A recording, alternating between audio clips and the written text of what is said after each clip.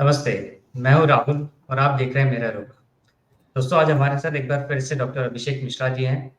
हम इनके समय का शुक्रिया कहते हैं। सर, आपने आपके बिज़ी शेड्यूल में से समय निकाला, इसके लिए बहुत-बहुत शुक्रिया।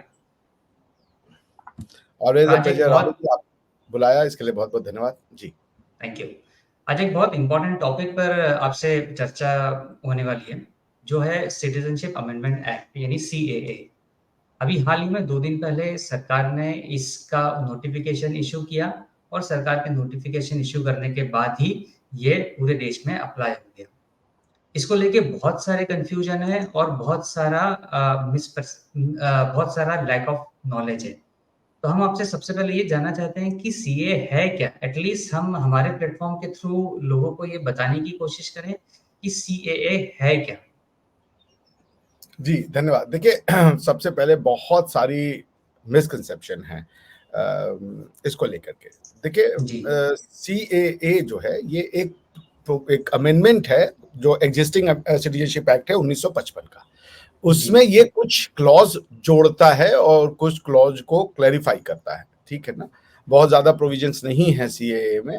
एक तो ये सेक्शन 2B में जो इल्लीगल माइग्रेंट की डेफिनिशन है, माइग्रेंट नॉट इमिग्रेंट, राइट। उसको डिफाइन करता है।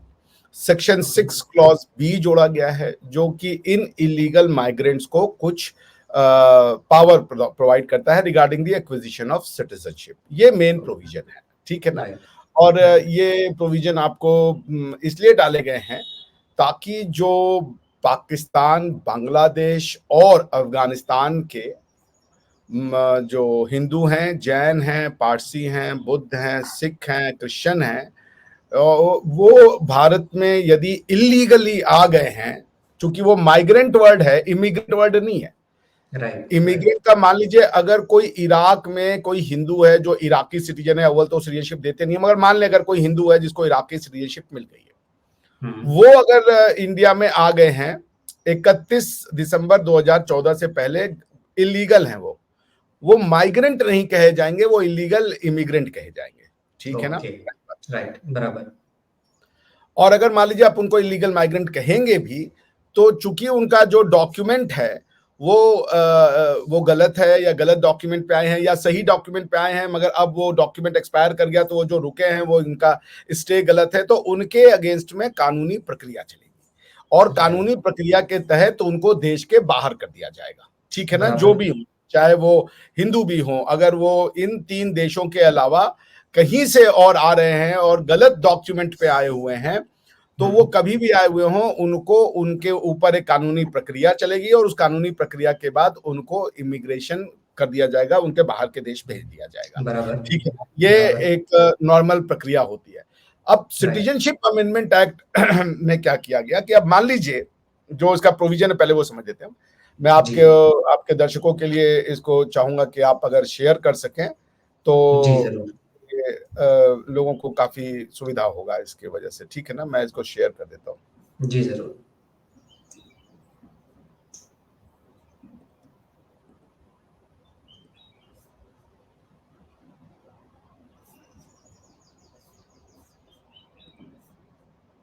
ये देखिए नीचे मैंने शेयर कर दिया, ठीक है ना? हाँ जी।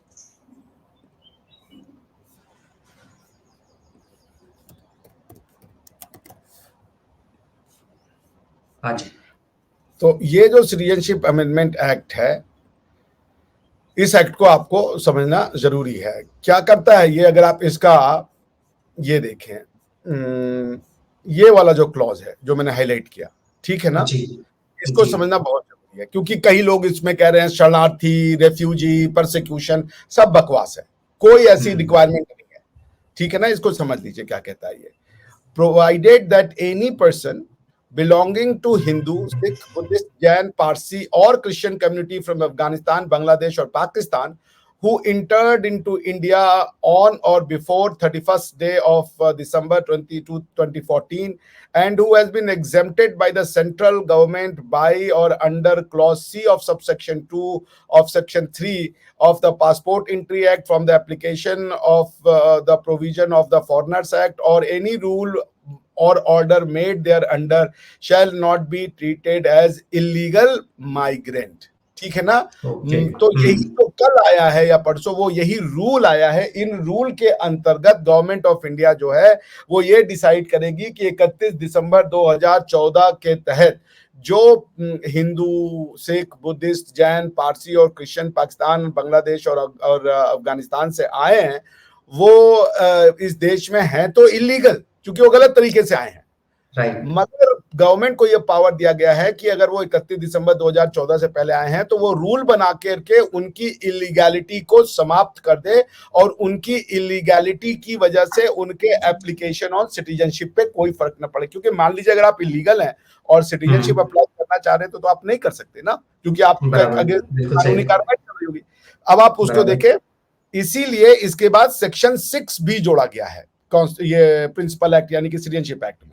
6B कहता है द सेंट्रल गवर्नमेंट और an authority specified by it in this behalf में subject to such condition, restrictions and manner as may be prescribed on an application made in this behalf grant a certificate of registration और certificate of naturalisation. दो तरीके से आपको नागरिकता मिलेगी, या तो रजिस्ट्रेशन के माध्यम से या तो नेचुरलाइजेशन के माध्यम से। क्योंकि भारत का जो सिटीजनशिप एक्ट है अगर आप उसमें देखेंगे तो उसमें सिटीजनशिप आपको 5-6 तरीकों से मिलती है। पहला है सिटीजनशिप बाय बर्थ, दूसरा है सिटीजनशिप बाय डिसेंट, तीसरा है सिटीजनशिप बाय रजिस्ट्रेशन, चौथा है सिटीजनशिप बाय नेचुरलाइजेशन। और 6A जो है वो स्पेशल प्रोविजन है कुछ असम के रिगार्डिंग, ठीक है ना। तो यही जो आपको 4 तरीका है, बर्थ, डिसेंट, रजिस्ट्रेशन और नेचुरलाइजेशन।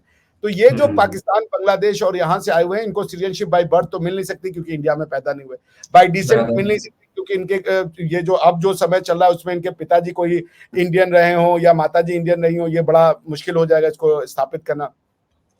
इसलिए इनको जो सिटीजनशिप मिलेगा वो रजिस्ट्रेशन से, नेचुरलाइजेशन से मिलेगा।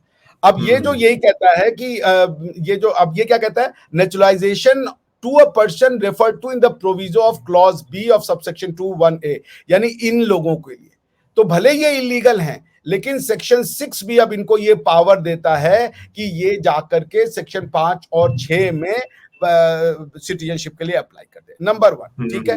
अब इसमें क्या कहीं लिखा है कि ये हिंदू परसिक्यूटेड होने चाहिए? नहीं लिखा है। क्या ये लिखा है कि सिख परसिक्यूटेड होने चाहिए? नहीं लिखा है, ठीक है ना। परसिक्यूशन शब्द का इस्तेमाल नहीं किया गया है। क्यों नहीं किया गया है ये जान लीजिए। मान लीजिए एक हिंदू है या एक क्रिश्चियन है जो बांग्लादेश से भाग के इंडिया में आ गया है और आपको पता है कि इन सारे देशों में मुस्लिमों के अलावा बाकी सारी पॉपुलेशन जो है वो बड़ी ड्रास्टिकली नीचे आई है। बांग्लादेश में 20% से 7% हो गए और भी नीचे वो घटते ही जा रहे हैं। हिंदू पाकिस्तान में तो बचे ही नहीं है, क्योंकि पाकिस्तान में उस पर हम बाद में बात करेंगे। तो रिक्वायरमेंट ऑफ परसिक्यूशन कहीं नहीं है, किसी को परसिक्यूशन नहीं दिखाना है। क्योंकि अगर लॉ में रिक्वायरमेंट होती कि उनको परसिक्यूशन दिखाना है तो फिर उनको यह प्रूव करना पड़ता कि जिस देश से आए हैं वहां पे परसिक्यूशन है। और परसिक्यूशन क्या होता है, इसकी डेफिनेशन रिफ्यूजी लॉ में दी गई है। वो होता है कि आपकी जिंदगी को खतरा हो जाए, इस तरीके का हाई ग्रेड डिस्क्रिमिनेशन नहीं, परसिक्यूशन। डिस्क्रिमिनेशन तो हर जगह होती है, डिस्क्रिमिनेशन तो हर सोसाइटी में होता है, कुछ बड़ा या ज्यादा। परसिक्यूशन इज नॉट डिस्क्रिमिनेशन, ठीक है ना। तो इसलिए जो लोग ये कह रहे हैं कि शरणार्थी आए, ये गलत है। शरणार्थियों के लिए नहीं है ये लॉ। तो जो लोग अब ये देखते हैं कि ये कैसे अप्लाई करेगा, इसको समझ लीजिए। मान लीजिए 11 जनवरी 2013 को अब्दुल रफीक इंडिया में आए हैं पाकिस्तान से इलीगल डॉक्यूमेंट्स पे, गलत डॉक्यूमेंट्स पे। जैसे सीमा जी आ गई थी गलत डॉक्यूमेंट्स पे, या हालांकि सीमा जी शायद वीजा वूजा लेके आई हूं, आई डाउट, लेकिन वो गलत डॉक्यूमेंट पे आ गए, ठीक है। उनको पुलिस ने पकड़ लिया। अब उनके अगेंस्ट में विधिक कार्रवाई चल रही है ये डिटरमाइन करने के लिए कि ये इलीगल है। जैसे इलीगलिटी डिटरमाइन हो जाएगी उनको भेज दिया जाएगा उनके कंट्री, यही उसमें कॉन्सिक्वेंस होगा। तो अब मान लीजिए अब्दुल रजाक साहब ये नहीं प्रूफ कर पाए, उनका सारा डॉक्यूमेंट इलीगल है, उनको वापस से पाकिस्तान उनके देश में भेज दिया जाएगा सारी विधिक कार्रवाई के बाद। लेकिन मान लीजिए कि अब्दुल रजाक साहब भारत में आते हैं 1 जनवरी 2013 को लीगल डॉक्यूमेंट पे, वैलिड डॉक्यूमेंट पे, और वो भारत में सिटीजनशिप एक्ट को अप्लाई करना चाहते हैं। क्या वो कर सकते हैं? बिल्कुल कर सकते हैं। आप समझ रहे हैं? इलीगल माइग्रेंट में उनको नहीं माना जाएगा। आप भारत में कोई भी पाकिस्तान का मुसलमान आके सिटीजनशिप लेना चाहता है, ले सकता है। सलमा आगा को मिला है और उनको मिला, क्या नाम है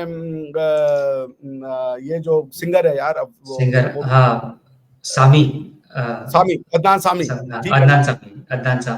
तो नंबर 1, क्या ये डिस्क्रिमिनेट कर रहा है? नहीं कर रहा है। इलीगल माइग्रेंट आप पाकिस्तान से क्यों बन के आप इंडिया में आके सिटीजनशिप लेना चाहते हो, बिल्कुल ले लो। आप मुसलमान हो, इंडिया में आके लेना चाहते हो, अप्लाई करो, गवर्नमेंट ऑफ इंडिया को लगेगा कि आपको दिया जा सकता है, गवर्नमेंट ऑफ इंडिया दे देगी, नहीं लगेगा नहीं देगी। लेकिन ये जो लोग आए हैं जो इलीगल माइग्रेंट हैं, इनको प्रोसिक्यूशन नहीं दी माना, क्योंकि जो भारत उपमहाद्वीप का डिवीजन हुआ था और हिंदू अचानक बेचारे, उनको पता भी नहीं चला, न तो न्यूज़पेपर था, रातों रात वहां पे पाकिस्तानी बन गए। वो अपने आप को भारत माता की औलाद बन के सोए थे और उसके बाद से पाकिस्तानी बन गए। फिर नेहरू लियाकत पैक्ट में था कि वो अपने माइनॉरिटीज का ध्यान रखेंगे। हमारे यहाँ माइनॉरिटी ने क्या किया हुआ है वो तो आपको पता ही है। माइनॉरिटी के नाम पे सिर्फ मुसलमान समझा जाता है इस देश में, न तो जय, क्योंकि ये जो है, ये जो कह रहे कि माइनॉरिटी को डिस्क्रिमिनेट करता है, इसमें जैन है, पारसी है, सिख है, सारे माइनॉरिटी है, ठीक है ना। बिल्कुल बराबर। तो पॉइंट ये कि पहली बात, क्या ये मुसलमानों को डिस्क्रिमिनेट करता है? नंबर है नहीं, एकदम नहीं। नंबर दो कि भारत का संविधान क्या वॉयलेट होता है? भारत का संविधान तब वॉयलेट होगा जो भारत की धरती पर होगा कोई, तो ये तभी अप्लाई करेगा जब कोई पाकिस्तानी मुसलमान, बांग्लादेशी मुसलमान, अफगानी मुसलमान भारत की धरती पर हो, और पाकिस्तानी सिख या बांग्लादेशी सिख या अफगानी सिख भारत की धरती पर, उन दोनों में डिस्क्रिमिनेट किया जाए। उन दोनों में कोई डिस्क्रिमिनेट नहीं किया जा रहा है। उसका रीजन ये है कि इलीगल माइग्रेंट माइनॉरिटी की प्रोटेक्शन के लिए होता है। ये सारी कम्युनिटियां उन देशों की माइनॉरिटी है, भारत की माइनॉरिटी हो ना हो इससे फर्क नहीं पड़ता, ठीक है ना। कि क्या अगर अहमदिया है कोई तो वो भारत में सिटीजनशिप नहीं ले सकता, उसके खिलाफ प्रोसिक्यूशन हो रहा है? भैया नंबर वन, अगर प्रोसिक्यूशन के लिए वो आ रहा है, रेफ्यूज मांगने आ रहा है, तो उसका जो एडिक्वेट लॉ है वो है law of refugee, law of citizenship नहीं है। कोई कहीं भी उसका प्रोसिक्यूशन हो जाए, वो इंडिया में आकर सिटीजनशिप ले लेगा, ये क्या बकवास है। आप आओगे प्रोसिक्यूशन के आधार पे, अगर आ रहे हो तो आप यूएनएचसीआर में जाओगे, भारत में जो उनकी एजेंसी है, वहां कहोगे हम अहमदिया है, हम हजारा है, हम फलनवा है, हम सिया है, हम सुन्नी है, हमारे अगेंस्ट में भैया पाकिस्तान, बांग्लादेश या कहीं पर भी दुनिया में, नॉट ओनली दिस कंट्री, कहीं पर भी आप ये कह रहे हो कि हमें प्रोसिक्यूट किया जा रहा है, हमें आप रिफ्यूज दीजिए, इंडिया देगा। इंडिया में बहुत से रिफ्यूजी अफगानी आज भी रहते हैं। तो आप प्रोसिक्यूशन के लिए अगर आ रहे हो, क्योंकि अगर आप मुसलमान हो, शहबाज शरीफ तो इंडिया की सिटीजनशिप लेने आएंगे नहीं भैया, है वो तो बड़ी लॉजिक सी बात है। जो भी आएगा वो पाकिस्तान में, अगर मुसलमान आ रहा है पाकिस्तान से हिंदुस्तान, तो वो तो एक ही चीज ग्राउंड पे आएगा कि परसिक्यूशन हो रहा है। तो परसिक्यूशन के लिए हम सिटीजनशिप दे दें आपको? परसिक्यूशन के लिए United nation human rights refugee convention के अंदर में एचसीआर जो है, आप हाई कमीशन फॉर रिफ्यूजीज वहां जाएंगे, अपने आप को परसिक्यूशन प्रूफ करेंगे। यदि एचसीआर आपको मानता है अपनी जो एडमिनिस्ट्रेटिव इंक्वायरी के बाद कि हाँ आप परसिक्यूटेड हो इन कंट्रीज में, वो आपको रिफ्यूजी का वो दे देगा, क्या नाम है, एक कार्ड दे देगा, आप रिफ्यूजी हो जाओगे। अब आप इलीगल इमिग्रेंट नहीं रहोगे, राइट। फिर आप इंडिया में जो रिक्वायरमेंट है उस लॉ के अंदर में, बाद में चाहो तो आप पार्लियामेंट में, आप सिटीजनशिप एक्ट में सिटीजनशिप बन जाओ। एक और सहूलियत ये देता है कि इलीगल इमिग्रेंट को 11 साल, जो कि third schedule of citizenship amendment act में है, कि यदि कोई नेचुरलाइजेशन या रजिस्ट्रेशन से, यानी कोई पाकिस्तानी मुसलमान जो लीगल आया हुआ है भारत में, मान लीजिए कोई लड़की है पाकिस्तानी लड़की, उसकी किसी पाकिस्तानी इंडियन मुस्लिम लड़के से शादी हुई, या हिंदू लड़के से शादी हो गई, क्यों बुराई क्या है भाई, क्योंकि वो तो लव जिहाद तो मानते नहीं है, वो तो मानते हैं कि भाई प्यार तो किसी का भी हो सकता है। मान लीजिए पाकिस्तानी मुसलमान लड़की को हिंदू लड़के से प्यार हो जाता है भारत में, वो आ जाती है इंडिया। अभी कुछ दिन पहले आ भी गई थी, एक मुलायम सिंह यादव का लड़का था बेंगलोर में, और उसके साथ वो एक लड़की आ भी गई थी। तो मान लीजिए वो आ जाती है, अब उसको यहाँ पे अगर वो, चूंकि वो लीगल डॉक्यूमेंट से मान लीजिए आई है, लीगल डॉक्यूमेंट्स आके शादी कर लेती, वीजा मिल गया उसको किस्मत से, तो उसको 11 साल की यहाँ रेजिडेंसी दिखानी पड़ेगी, ठीक है ना। और वही अगर कोई अगर हिंदू वहां से आया है और वो इलीगल डॉक्यूमेंट पे है, तो वो उसको 5 साल की ही रेजिडेंसी दिखानी पड़ेगी। अच्छा मजे की बात है, यदि कोई हिंदू लीगल डॉक्यूमेंट पे आया है तो उसको 11 साल की रेजिडेंसी दिखानी पड़ेगी। आप समझ रहे हैं, क्योंकि ये इलीगल माइग्रेंट्स के लिए ये जो व्यवस्था दी गई है, उसमें आपको अमेंडमेंट किया गया है, जो थर्ड शेड्यूल है सिटीजनशिप अमेंडमेंट एक्ट का, ठीक है ना। और उसमें भी ये है, राइट, और उसमें भी ये है कि वो 31 दिसंबर 2014 के पहले आना चाहिए। अगर उसके बाद वो इलीगली आया हो तो ये सारी चीजें उस पर अप्लाई नहीं होगी। तो चाहे वो कोई भी हो, हिंदू हो, सिख हो, उनके ऊपर नहीं करेगा। एग्जैक्टली, उनको सिटीजनशिप नहीं मिलेगा। उनको अनफॉर्चुनेटली बेचारों को, जैसे सीमा जी हैं, वो नहीं बेनिफिशियरी बनेगी सीए में। सीमा जी खुश तो जरूर हो रही हैं, बट वो इसकी बेनिफिशियरी नहीं है, बिकॉज वो 31 दिसंबर 2014 के बाद आई हुई हैं, तो एक कट ऑफ डेट है। तो उनके केस में जब, अब चूंकि उन्होंने शादी कर ली है, अब ये इंटरेस्टिंग फिनोमिना है क्योंकि अगर वो शादी कर ली है और चूंकि उनका हस्बैंड जो है वो एक इंडियन है, तो वो नेचुरलाइजेशन के थ्रू आराम से ले सकती हैं। सीमा जी तो एक, ये तो देखिए एक इंटरेस्टिंग केस है ना, सीमा जी तो मुसलमान है और लड़का हिंदू है, उन्होंने आके धर्म परिवर्तन किया और शादी कर ली। ठीक है ना। जो लोग पाकिस्तान के लोग जो फ्रीडम की बात करते हैं, तो धर्म परिवर्तन का अधिकार तो मुसलमानों को होना भी चाहिए। मुसलमान भी हिंदू बनना चाहे बन जाए, मुसलमानों को भी सिख बनना हो सिख बने, क्रिश्चियन बनना हो बने, आपको तो कोई दिक्कत नहीं होनी चाहिए, क्योंकि आप तो एंटी कन्वर्जन लॉ के अगेंस्ट में बोलते हो। जबकि आपके देश में ही एंटी कन्वर्जन लॉ आया तो आपने तो रोक दिया। अपने देश में एंटी कन्वर्जन लॉ आए तो आपके पेट में दर्द हो जाता है, और दूसरे देश में आपको कन्वर्जन के लिए अधिकार चाहिए। ये इस तरीके की ये जो इनकी डबल स्टैंडर्ड है, दोगलापन है इनका पाकिस्तानियों का और कुछ लोगों का, वो तो उसको तो वी मस्ट कॉल आउट। ठीक है ना। अब ये लव जिहाद पे बोलते हैं, इंडिया में लव जिहाद पे कानून होता है। पाकिस्तान दुनिया का साला इकलौता ऐसा देश है जहां की सारी माइनॉरिटी हिंदू लड़कियां मुसलमान लड़कों के प्यार में पागल हुए जा रही है, और कोई मुसलमान लड़की वहां के लोकल हिंदू लड़के से प्यार ही नहीं कर रही है। ये बड़ी अजीब सी चीज है यार। प्यार तो दो तरफा होता है, हिंदू जात मजहब तो देखता नहीं। तो जहां तुम्हारे पास ताकत है वहां लव जिहाद का नाम है मियां मिट्ठू, क्योंकि तुम्हारा एक ही है जो तुम्हारा वो है, एक ही ऑब्जेक्ट है, वो है कन्वर्जन। उनको रहने नहीं देना हिंदू लड़कियों को या हिंदुओं को। और ये जिनोसाइड करता है, क्योंकि लड़कों को कन्वर्ट नहीं कर रहे हैं, ये लड़कियों को कन्वर्ट करते हैं। जब लड़कों के पास लड़कियां ही नहीं होंगी, अब जब हिंदू कम्युनिटी में लड़कियां बचेंगी नहीं, तो उनके हिंदू बच्चे कैसे पैदा होंगे? नहीं पैदा होंगे, झक मार के वो भी कन्वर्ट होंगे। आप उनकी चालाकियां देखिए। This is called genocide because you are preventing birth in the community. आप जब मान लीजिए 1000 हिंदू बच्चे हैं, उनमें से आपने 100 हिंदू लड़कियों की शादी करवा दी मुसलमानों से प्यार मोहब्बत दिखा करके, तो फिर ये 100 बच्चे, जो 100 हिंदू बच्चे, अब ये तो प्रोक्रिएट नहीं कर पाएंगे, क्योंकि उनके यहाँ तो संभव ही नहीं है। This is called genocide. Pakistan is committing genocide day and night. आप समझ रहे हैं? बिल्कुल बराबर। ये जो कन्वर्जन का बेन मुंह मियां मिट्टू जैसे लोग हैं, ये कन्वर्जन करवाते हैं सिर्फ हिंदू लड़कियों का। मैंने आज तक देखा ही नहीं किसी मुसलमान लड़की को हिंदू से प्यार हो रहा हो, वो शादी कर रही हो कन्वर्ट करके। अगर तुम इतना ही माइनॉरिटी का तुम्हें बड़ा पेट में दर्द होता है, तो तुम बताओ ना, तुम क्यों, तुम्हारा कोई हिंदू शादी कर सकता है किसी मुसलमान से और मुसलमान लड़की कन्वर्ट हो?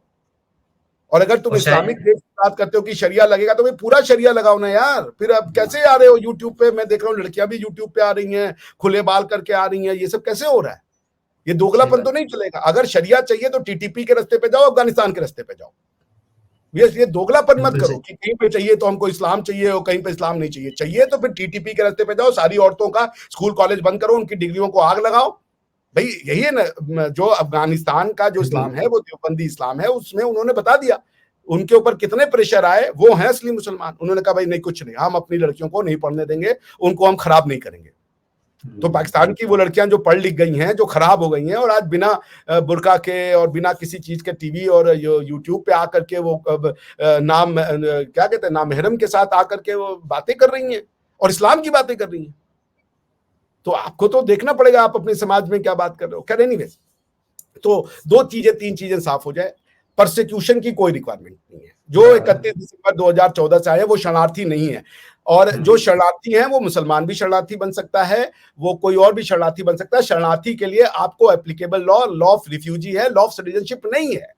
लॉ ऑफ सिटीजनशिप का आपके शरणार्थ से, आपके उससे कोई लेना देना। उसमें कोई भी मुसलमान, हिंदू, क्रिश्चियन, सिख आकर के भारत में रिफ्यूजी का स्टेटस ले सकता है, उस पर कोई प्रोहिबिटेड नहीं है। अगर ये है कि कोई कहीं पे प्रोसिक्यूट हो रहा है तो हम उसको सिटीजनशिप दे दें। ये रोहिंग्या तो प्रोसिक्यूटेड है म्यांमार में, तो सऊदी अरेबिया क्यों नहीं सिटीजनशिप दे रहा है? यूएई क्यों नहीं सिटीजनशिप दे रहा है? म्यांमार इनको पाकिस्तानी क्यों नहीं सिटीजनशिप दे रहा है? बांग्लादेशियों ने अभी निकाल के फेंका इनको, तो क्यों नहीं सिटीजनशिप दे रहे हो? अगर परसिक्यूशन से सिटीजनशिप का क्लेम बनता है तो फिर ये सारी कंट्रियां, सबसे पहले तो अरब कंट्रियां थे, क्योंकि मुसलमान तो वही बना रहे हैं।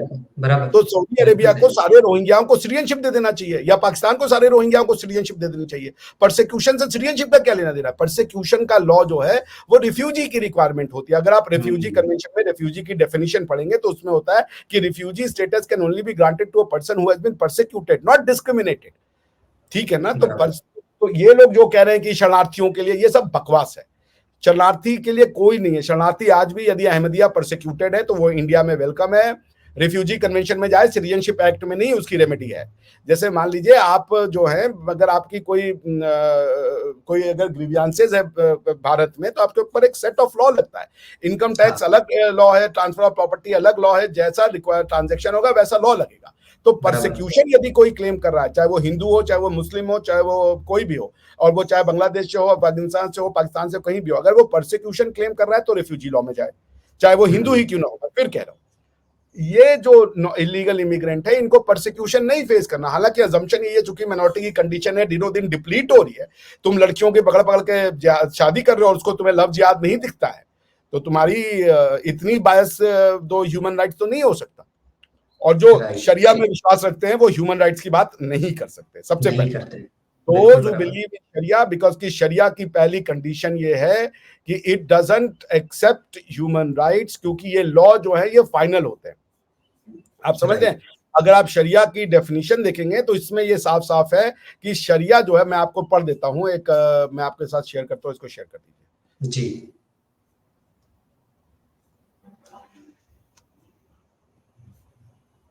ये देखिए, देखिए शरीयत का मतलब क्या होता है। शरीयत लिटरली मतलब अगर आप इसका शाब्दिक अर्थ देखेंगे तो इसका मतलब होता है the road to the watering. ये आर्टिकल मैंने लिखा था ऑन ट्रिपल हम्म। तलाक, तो इंडिया में हम्म। सुप्रीम कोर्ट का डिसीजन है, तो उसके बाद शरीयत हम्म। लिटरल शाब्दिक अर्थ होता है the road to the watering place, the path to be follow. ये इसका लिटरल मीनिंग होता है। As a technical term means the canon law of Islam, the totality of Allah's commandments, each one of such commandment is called हुक्म। The law of Allah and its inner meaning is not easy to grasp, and Shariat embraces all human actions. Shariat right. embraces all human और action. For this reason, it is not law in the modern sense. It is not law in the modern sense. क्यों? क्योंकि sense. Modern sense में जो law होता है, यदि law में और ह्यूमन राइट्स का मतलब समझिए, ह्यूमन राइट्स में और लॉ में यदि टकराहट होती है तो लॉ हमेशा हारता है और ह्यूमन राइट प्रिवेल करता है। तो इस सेंस में अगर आप लॉ को ये कहेंगे कि whenever law is in conflict और in contradiction with the human rights and then human right shall prevail over the law, then in that sense शरीयत लॉ लॉ नहीं है। चूंकि अगर ह्यूमन राइट्स वॉलेट, जैसे कि कोई अगर एपोस्टेसी करता है और वो एक मुस्लिम राष्ट्र में शरीयत के अंडर में रहता है तो उसकी सजाए मौत है, डेथ। आप प्रॉफिट की बुराई करेंगे तो आपको सजाए मौत है, डेथ। अगर आप प्रॉफिट को जो है मोहम्मद की क्रिटिसिज्म करते हैं तो आपकी सजाए मौत है, डेथ। आप समझ रहे हैं? तो आप बराबर। वहां पे ह्यूमन राइट्स नहीं देखेंगे कि भाई फ्रीडम हाँ, ऑफ स्पीच है, एक्सप्रेशन है, ये सब कुछ नहीं। ये तो सब उस कुछ नहीं। सेंस में शरीयत अपने आप को लॉ नहीं कहता, ये कहता है कि we are exhaustive code of conduct. ठीक है ना? सही है। तो ये देखिए फिर इसका मतलब क्या है। And Shariat embraces all human actions. For this, it is not law in the modern sense. It contains an infallible guide of ethics. It is fundamentally a doctrine of duties, a code of obligations. Legal consideration and individual rights have a secondary place in it. Above all, the tendency right. towards a religious right. evaluation of all affairs of the life is supreme. यानी क्या कह रहा है कि शरीयत में जो human rights हैं या इंडिविजुअल राइट्स हैं उनकी कोई हैसियत नहीं है। कोई वैसे अगर लॉ में और ह्यूमन सेकेंडरी राइट्स में, हाँ, अगर सेकेंडरी भी उन्होंने पोलाइटली लिख दिया, कोई हैसियत नहीं। अगर आपने इस्लाम के अगेंस्ट में कोई बातचीत की है तो आप मार दिए जाओगे, सीधी सी बात है, स्ट्रेट अवे। आप दीन छोड़ते हो, आप मार दिए जाओगे स्ट्रेट अवे। आप मुसलमान होकर के किसी गैर मुसलमान से शादी करते हो, आपको वो शादी रिकॉग्नाइज नहीं होगी, वो जिना होगा। नहीं उनसे होगा। पैदा हुए बच्चे से आप शादी कर सकते हो, यानी आप अपनी खुद की बेटी से शादी कर सकते हो। ये उनका शरीयत का इंटरप्रिटेशन है। तो आप जो है शरीयत लॉ में यदि एडॉप्शन नहीं है तो एडॉप्शन नहीं है। शरीयत में एडॉप्शन क्यों नहीं है, आपको जो मुस्लिम है स्कॉलर है वो बता देंगे शरीयत में एडॉप्शन क्यों नहीं, और जो स्कॉलर्स हैं वो आके बताएं कि इस्लाम में एडॉप्शन क्यों नहीं है आज की डेट में। क्योंकि एडॉप्शन के मतलब एडॉप्शन नहीं है तो फिर आप उस बच्ची को, किसी को भी आप एडॉप्ट नहीं कर सकते, तो वो आपकी बेटी नहीं है। भले आपने एक लड़की को पाल पोस के बड़ा किया, वो आपकी बेटी कभी नहीं बनेगी, वो गैर महरम ही रहेगी आपके लिए। ठीक है ना? सो बॉटम लाइन मैं क्या कह रहा हूं कि आप जब शरीयत लॉ की बात कर रहे हो तो फिर शरीयत को पूरा मानो। ये डबल स्टैंडर्ड मत करो, माइनॉरिटी की बातें मत डबल करो। स्टैंडर्ड बिल्कुल सही है। तो जो वहां पे जो माइनॉरिटी है उसको जिजिया देना है, प्रोटेक्शन मनी, पता नहीं कौन है उनका दुश्मन, क्यों है कोई उनका दुश्मन, मुझे तो यही समझ में नहीं आता भाई कि कोई किसी रिलीजन का है उस नाते उसका कोई दुश्मन कैसे हो जाएगा। हम तो जो ट्राइबल अमेजन के, हम उनके दुश्मन क्यों है भाई? कोई दुश्मन नहीं है उनका, सब उनको प्रिजर्व और प्रोटेक्ट कर रहे हैं। न्यूजीलैंड के माउरी के कोई दुश्मन है क्या? अब न्यूजीलैंड के जो गोरे जाके वो कहे कि जो माउरीज हैं हम इनको प्रोटेक्ट करेंगे, हम इनको प्रिजर्व करेंगे और इसके लिए ये हमें टैक्स दे। ये क्या बात हुआ? आपको भी फिर टैक्स देना चाहिए, जहां पे आप माइनॉरिटी है वहां आप टैक्स दो, क्योंकि आपके भी तो दुश्मन है जो आपको कन्वर्ट करना चाहेंगे। ये इस तरीके के लॉजिक जो है, सुपरफिशियल लॉजिक है। ये टैक्स देकर के आप लाइफ को उतना टफ बना देते हो कि वो झक मार के इस्लाम को एक्सेप्ट कर। ठीक है ना। दिस काइंड सही। ऑफ और इसी चीजों को लेते हुए ये सिटीजनशिप अमेंडमेंट एक्ट है कि चलिए अब आपको देश मिल गया, आप इस्लाम की तरह से रहो। मैं तो पाकिस्तान के लोगों से हाथ जोड़ के निवेदन करूंगा, प्लीज यार शरीयत लाओ, शरिया में रहो, अफगानिस्तान के रास्ते पे जाओ। ये कॉन्स्टिट्यूशनल गवर्नेंस, ये इलेक्शन, ये डेमोक्रेसी, इसको क्यों नाटक करना, क्यों नाटक करना एग्जैक्टली। भाई, जब चाहिए ही नहीं तुमको, दिन रात तुम एक इस्लाम की तरफ ही वो बात। एक तरफ वो उनके कॉन्स्टिट्यूशन में कहते हैं इस्लामिक रिपब्लिक ऑफ पाकिस्तान, या तो वो इस्लामिक हो सकते हैं या तो रिपब्लिक हो सकते हैं, दोनों चीजें हो ही नहीं सकती। एग्जैक्टली, ये बात मैंने ही उनको सिखाई कि हाँ। ये ऑक्सीमोरॉनिक स्टेटमेंट है। जो लॉ को पढ़ा हुआ है कि आप अगर कह रहे हो कि हम इस्लामिक रिपब्लिक और डेमोक्रेसी है, ये एक ऑक्सीमोरॉनिक है। तुम्हें अगर इस्लामिक हो तो तुम डेमोक्रेसी नहीं ला सकते, क्योंकि जो भी नहीं ला अरब सकते। कंट्रीज है, आप जरा उनको जाके देख लो कहाँ इलेक्शन होता है, जो अपने आप को कहती है कि हमारा जो कॉन्स्टिट्यूशन है वो कुरान और होली सुना है, कहीं नहीं है ये, कहीं कहीं नहीं इलेक्शन है। नहीं होता। और जहां पे बस। इलेक्शन होता है तुर्की और इन जैसे देशों में, वो अपने आप को इस्लामिक नहीं कहते हैं, वो अपने आप को सेक्युलर कहते हैं। तो ये बिल्कुल दोनों सही। कैसे हो जाएगा, रिपब्लिक भी तुम कैसे बन जाओगे जब आप रिपब्लिकनिज्म की कुछ, रिपब्लिकन का मतलब है the source of political power is vested in the people, ये होता है बराबर। रिपब्लिक का definition. Source of the political and sovereign power are the people of that land. लेकिन आप बराबर। अगर अपने आप को इस्लामिक कह रहे हो तो source of the political and all kind of power is vested in Allah almighty. तो ये कैसे हो सकता है, तुम रिपब्लिक कैसे हो सकते हो। बिल्कुल इसीलिए सही। पाकिस्तान के आप प्रियम्बल पढ़े तो बड़ी उन्होंने शानपत दिखाई है कि अल्लाह इज द सॉवरेनिटी, और फिर उन्होंने पाकिस्तान के लोगों को अल्लाह ने दे दिया। पाकिस्तान के लोगों से अल्लाह की कब बात हुई तो कोई हमें तो नहीं पता भैया ये बात। और उनको कैसे पता ये लोग पाकिस्तान के हैं, क्योंकि भारत के अंदर भी कई लोग हैं वो तो पाकिस्तान जिंदाबाद कहते हैं, उनसे उनकी बातचीत क्यों नहीं हुई। सही पाकिस्तान बात के है। कई लोग हैं जो अभी भी, हिंदुस्तान के कई लोग हैं जो पाकिस्तान में विश्वास करते हैं, जो पाकिस्तान बनाना चाहते हैं, तो फिर अल्लाह की बात उनसे क्यों नहीं हुई भैया। ये कैसा कॉन्स्टिट्यूशन आपने बना दिया, वो भी क्लेम करो, ये तो ब्लास्फेमी है मेरे हिसाब से, हम्म। कि तुमने क्लेम कर दी सही कि है। मेरी बातचीत हो रही है, जबकि ऐसी कोई बात का कोई रिकॉर्ड नहीं है। जब जब जब लास्ट प्रॉफिट आ गए तो उसके बाद लास्ट प्रॉफिट का मतलब क्या हुआ। लास्ट प्रॉफिट का मतलब ये हुआ कि अब अल्लाह जो है किसी से बात ही नहीं करेंगे, कोई मैसेज ही नहीं आएगा, तो तुमने बात कैसे कर ली अपने ही। ये जो शाणपत दिखाते हैं ना, ये लॉजिकल इस तरीके के फैलेसी दिखा के। आप खुद बताइए लास्ट प्रॉफिटहुड का क्या मतलब है, that Allah is not going to send any messenger, any नबी, एनी रसूल अब from now on, finished, end of the matter.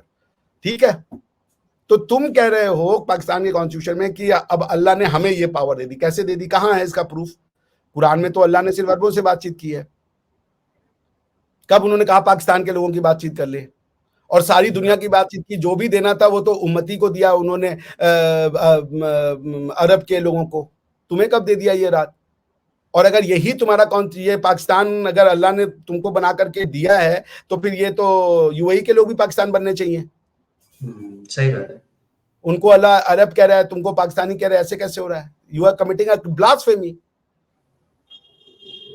तो पॉइंट यही है कि बराबर। खैर एनीवेज, टू सम मेरे इट अप। मेरे से दो और इसी से रिलेटेड छोटे पॉइंट्स हैं। इसमें एक बात और जो बड़ी प्रोमिनेंटली कही जा रही है, स्पेशली जो नॉर्थ ईस्ट के हमारे स्टेट्स है वहाँ की तरफ से, कि वहाँ की जो उनकी डेमोग्राफी है वो काफ़ी हद तक चेंज हो जाएगी।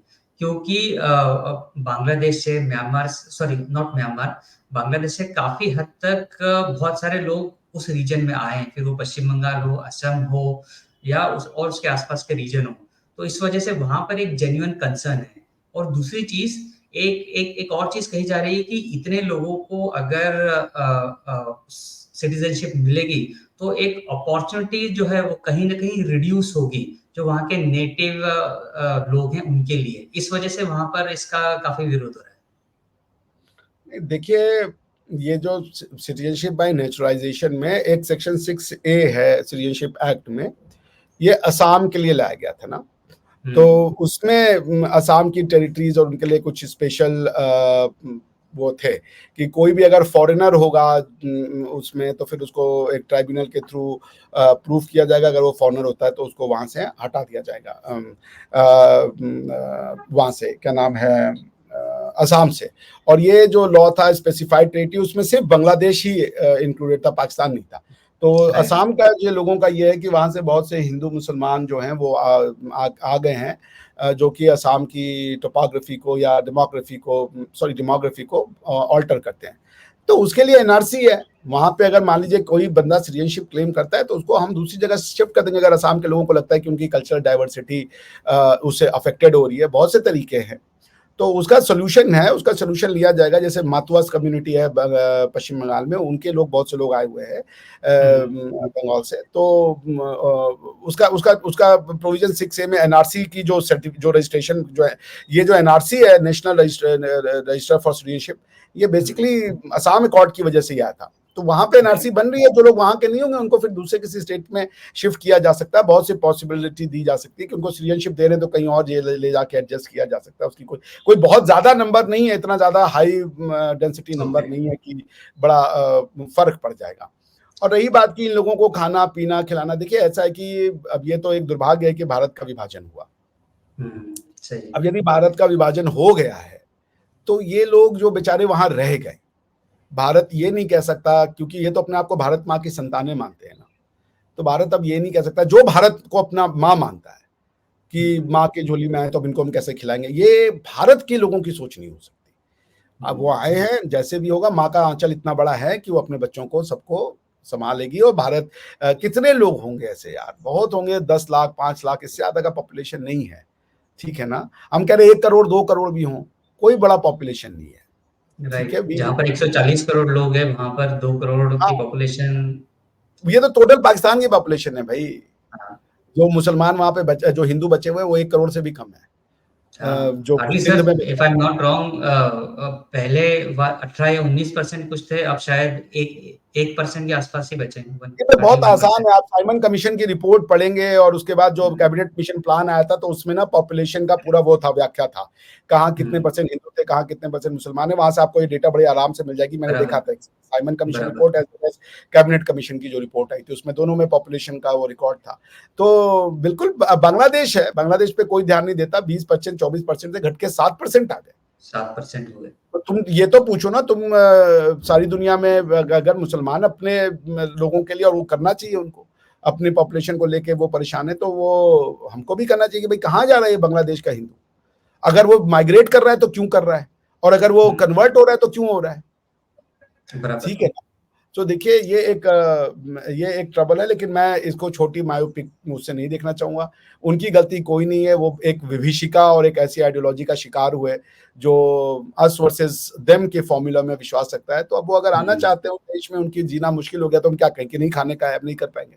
भारत ग्रो कर रहा है और भारत ग्रो करता रहेगा, ये अपने लोग हैं, इनको आने देना चाहिए। इवन पाकिस्तान से अगर कोई सुन्नी शिया है और कोई क्या नाम है वो अहमदिया है, वो भारत में आते हैं तो उनको भी रेफ्यूजी स्टेटस देना चाहिए, रेफ्यूजी स्टेटस, एग्जैक्टली। सिटीजनशिप नहीं। क्योंकि अहमदियाओं ने पाकिस्तान के बनाने में सबसे बड़ा रोल जो प्ले किया गया था वो अहमदिया मुसलमानों का था। सर जफरुल्लाह खान का स्टेटमेंट पढ़िए सिक्योरिटी काउंसिल में जाके, जो जो उन्होंने कहा था। और अगर आपको नहीं पता है तो सर जफरुल्लाह खान जो थे वो वही थे, क्या नाम है, अहमदिया। आपको ये पता नहीं है तो आप उसको वो कर सकते हैं। और वो थे वहाँ के, क्या नाम है, सिविल सर्वेंट थे। जरा उनके सिक्योरिटी काउंसिल में जब उन्होंने इंडिया के लिए क्या कहा था आप ये देख लीजिए। So what else to be said. जी राइट, बिल्कुल सर। ऐसा ही है, मुझे लगता है कि आज के हमारे डिस्कशन से जो एक बहुत कंस्ट्रक्टिव और एक बहुत फैक्ट्स के बेसिस पे रहा, ये बहुत सारे लोगों को जो सीए के बारे में मिथ है या नहीं पता है या उनकी डिटेलिंग भी नहीं पता है, वो उनको पता पड़ेगा। उनके बहुत सारे क्वेश्चंस जो है वो आंसर होंगे। और एक ही हमारी तरफ से कोशिश रहेगी कि जो इसके ऊपर गलत फहमियों का दुष्प्रचार। या दुष्प्रचार है, उसका जो एक एनवायरनमेंट क्रिएट किया गया है, उसके अंदर ये हमारा कॉन्वर्सेशन, ये हमारा वीडियो एक बहुत पॉजिटिवली कहीं ना कहीं कंट्रीब्यूट करेगा।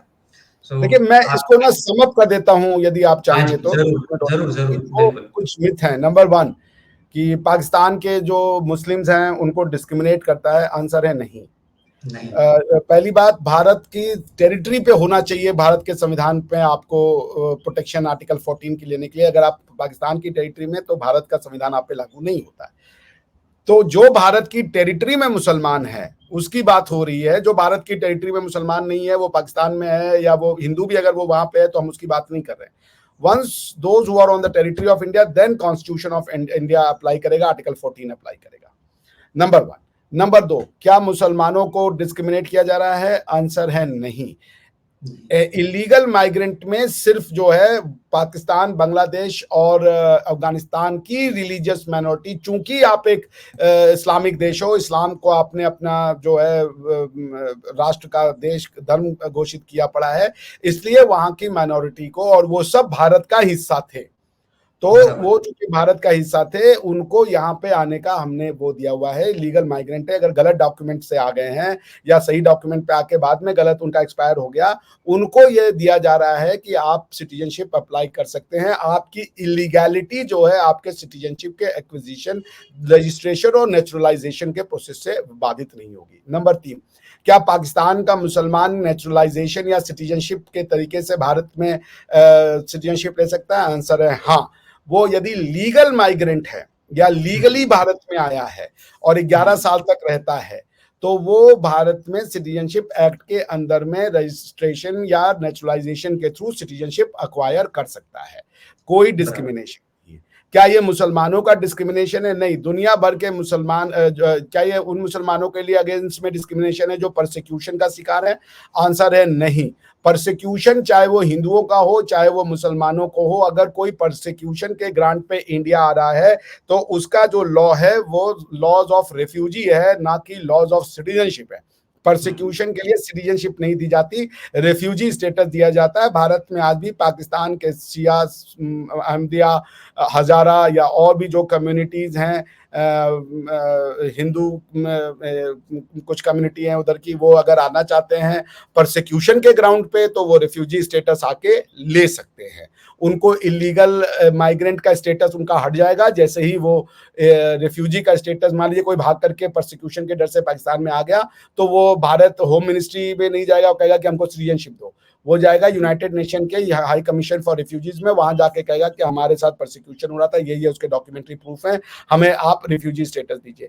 जो इलीगल माइग्रेंट्स हैं उनको परसिक्यूशन नहीं दिखाना, द मियर फैक्ट दैट कि वो इंडिया में आ गए हैं और उस कम्युनिटी से बिलोंग करते हैं, इतना काफी है। उनके साथ परसिक्यूशन हो रहा हो ना हो रहा हो, वहां वो डिस्क्रिमिनेटेड हुए हो नहीं हुए हो, ये इमटेरियल है, ठीक है ना। नॉर्मली लोग अपनी जमीन जायदाद छोड़ के क्यों आते हैं, वो रीजन साफ है, लेकिन as far as the law is concern और law of citizenship is concern, उनकी परसिक्यूशन की कोई रिक्वायरमेंट नहीं है। शरणार्थियों के लिए सिटीजनशिप एक्ट नहीं है। यदि कोई शरणार्थी बन गया है और 11 साल से शरणार्थी है, तो चूंकि वो इलीगल इमिग्रेंट नहीं है, इलीगल माइग्रेंट नहीं है, सॉरी, तो वो सिटीजनशिप बाय रजिस्ट्रेशन ले सकता है, इसमें कोई वो नहीं है। अगर वो यूनाइटेड नेशन ह्यूमन का हाई कमीशन फॉर रिफ्यूजीज का अगर उसके पास वो है, तो अगर वो चाहे तो वो ले ले, अगर नहीं तो वो नॉर्मली लॉ ऑफ रिफ्यूजी ये कहता है कि जब कोई रिफ्यूजी स्टेटस किसी को मिल जाता है तो उसको फिर रिपैट्रिएट करना पड़ता है जैसे ही उसके देश में नॉर्मल स्थिति आ जाती है, नहीं तो उसको रिपैट्रिएशन करना होता है, तो वो उसकी चॉइस है। और फिर पाकिस्तान के लोगों को ये देखना चाहिए कि अगर आप मान रहे हो कि अहमदियाओं के साथ और क्रिश्चियनों के साथ और हिंदुओं के साथ अगर आप कर रहे हो डिस्क्रिमिनेशन, तो उसका कारण क्या है? हिंदुत्व तो कारण नहीं हो सकता क्योंकि वहां हिंदुत्व नहीं है। तो फिर ये ढूंढिए, अपना सोल सर्चिंग कीजिए कि ये जो डिस्क्रिमिनेशन हो रहा है इसका कारण क्या है, ये लोग क्यों आपकी पॉपुलेशन में से घटते जा रहे हैं। और जरा ये पूछिए जो लोग हिंदिया में लव जिहाद को लेकर जिनके पेट में दर्द होता है, तो पाकिस्तान में जो लव जिहाद हो रहा है जिसका नाम है कि 16 साल की लड़की को 40 साल के मुसलमान से प्यार हो रहा है, हिंदू लड़की को, वो क्यों हो रहा है? किसी 16 साल की मुसलमान लड़की को 40 साल के हिंदू, क्रिश्चियन, बुद्ध, सिख से प्यार क्यों नहीं हो रहा है? जरा इसका भी जवाब दे दीजिए। एक ही तरफा कन्वर्जन क्यों हो रही है? और ये याद रखिए, जो लोग ऐसा कर रहे हैं वो कमिट कर रहे हैं crime of genocide, because prevention of birth कर देना, ऐसी सिचुएशन ला देना कि सारे हिंदू लड़के ही बचे और हिंदू लड़कियां वहां बचे ही नहीं, तो उनको झक मार के या तो मुसलमान बनना पड़ेगा या तो वो खत्म हो जाएंगे बिना किसी प्रोक्रिएशन के। This is called genocide. So this is in sum what the situation is. जी बिल्कुल सर, थैंक यू। और आपने बहुत अच्छे से पूरे डिस्कशन को यहाँ पर समअप किया। अगर कोई इस कॉन्वर्सेशन का लास्ट 4-5 मिनट्स का भी अगर बाइट देखे तो उसे इन एंड आउट हर एक चीज पता पड़ जाएगी। आई एम श्योर, जैसा अभी मैंने कहा, ये कॉन्वर्सेशन एक बहुत पॉजिटिवली और कंस्ट्रक्टिवली कंट्रीब्यूट करेगा लोगों के माइंड से सारे मिथ हटाने के लिए और एक सही और तार्किक और सार्थक जानकारी उनको देने के लिए। आज आपने आपका समय दिया और इतनी डिटेलिंग बताई, इसके लिए बहुत बहुत शुक्रिया। धन्यवाद राहुल जी। Thank you.